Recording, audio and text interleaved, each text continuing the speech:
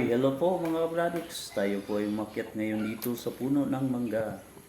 Ayan po mga bradiks, may hinanap po tayo. At hindi bunga yung hinanap natin, kundi itong mga magagandang dahon ng mangga mga bradiks. Kasi may lulutuin po ako. May lulutuin po kami dilis mga bradiks. Ayan po, ito pong natutunan namin doon sa mga magulang.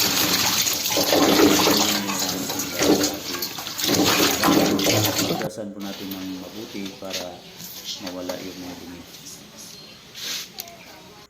Pagkatapos ng magaling,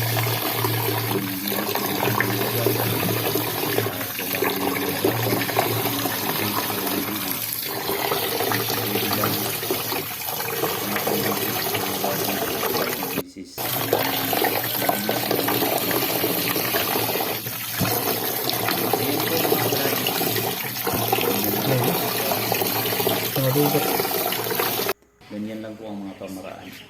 Yan po, nakalagay na po yung mga pangsahog mga bradiks. Mayroong siling labuyo para mas lalong pumarap yung niluluto po natin. At yan, timplado na lahat. Nilagyan na ng asin. Yan po. At pagkatapos nito mga bradiks, yan ay babalutin na po natin. I-mix muna natin ng mabuti para yung mga nilalagay po nating timpla ay maganda yung pagka-timpla. Ayan po mga products. Umpisa na yung pagbalot. Ayan, first itong gumawa nito mga products. Magaling din po itong kasama ko po dito. Ayan, nabalot na. Binabalot na yung dilis. At hindi yan madali mga products. Medyo may katagalan din po ito mga products. Ayan, kailangan din na iarin sa mabuti dito sa loob ng kaldero mga products. Kasi hindi rin pwede na mawasak doon sa loob ng kaldero. Yan, ganyan lang yung paggawa. Ganyan lang po mga bradiks. At pagkatapos nito mga bradiks, hindi po ito matatagalan mga bradiks. Huwag kayong kumurap dito sa video na to mga bradiks. Kailangan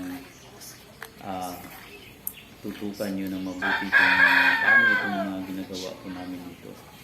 Yan.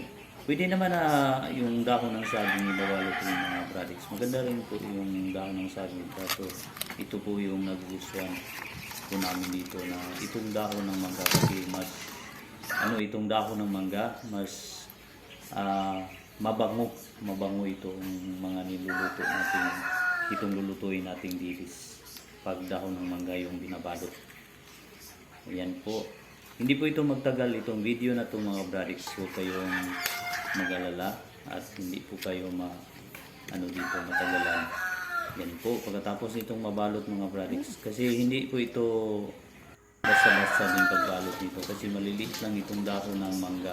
Kaya po hindi po ito basta na madaling matapos itong pagbalot nito mga bradiks. Ayan, pagkatapos nito mga bradiks ay isasalang na po natin doon sa apoy para lulutuin. Lagyan lang natin ng suka. Pagkatapos natin ibabalot, ay lagyan po natin ng suka. Ganyan lang po ka mga bradiks. Ganyan lang po talaga ka-simple itong luto natin.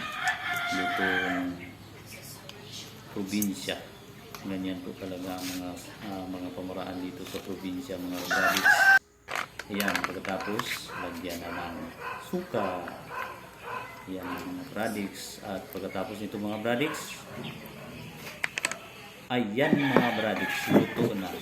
Ang bilis lang, no? Ayan po mga bradiks, maraming salamat. Don't forget to like and share mga bradiks. At ang masasabi ko lang mga bradiks, good luck and God bless po sa ating lahat. At huwag niyong kalimutan na ito ang inyong ka-bradiks. Maraming salamat.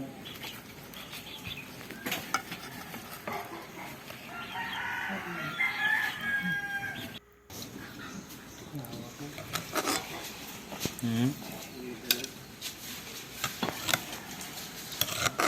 Nandiyan ka ba? Sa hindi pa po nakasubscribe po sa aking channel, please subscribe and don't forget to like and share mga kabradix. At pakipindot na rin sa bell button sa baba para lagi po kayong updated sa mga gagawin ko pang mga video. At ang masasabi ko lang, good luck and God bless po sa ating lahat. At ito ang inyong kabradix.